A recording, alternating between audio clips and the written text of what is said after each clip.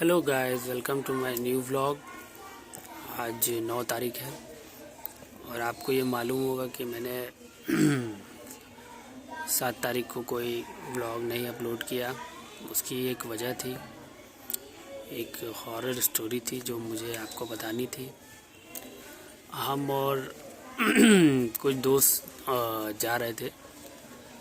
वो राजा साहब का यहाँ फाटक है, उससे अंदर रास्ता है और पोखरा वगैरह भी है।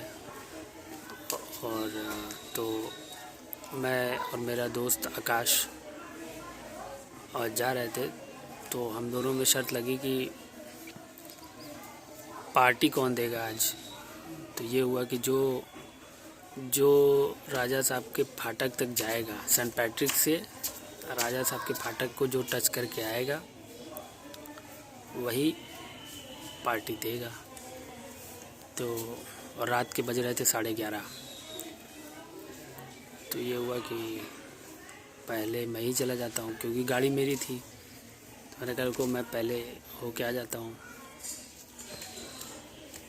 तो मैं गया तो साथ में मेरे कोई नहीं था, मैं अकेले गया। जाते टाइम एकदम से जब मैं पोखरे के पास पहुंचा तो एकदम से लाइट बंद हो गई।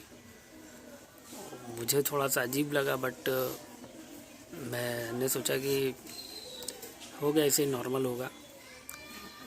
तो बस मैं टच करके वापस हो रहा था कि गाड़ी पंचर हो गई। अब गाड़ी पंचर हो गई तो मैं परेशान हो गया।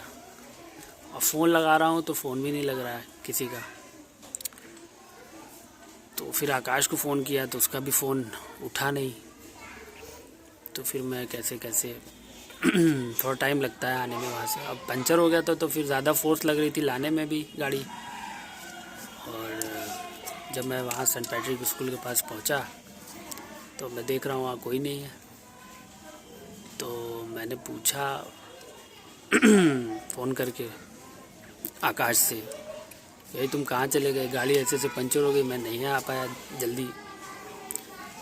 तो बोला अरे तुम तो अभी आए थे, बोले कि मुझे कुछ काम है, कह के चले गए।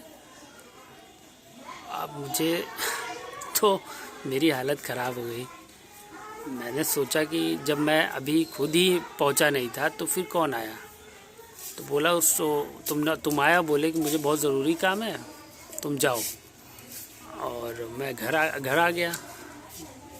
तो मैंने कहा तो तुम कहाँ हो। तो बोला कि मैं घर आ गया, तुमने बोला कि मुझे ज़रूरी काम है, कह के तुम चले गए और पैदल थे तुम।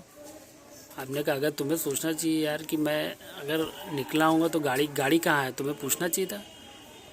तो बोला कि मुझे लगा कि हो सकता है किसी को तुमने दे दिया हो। अब भाई साहब मेरी तो हालत ख़राब, और मुझे फीवर चढ़ गया।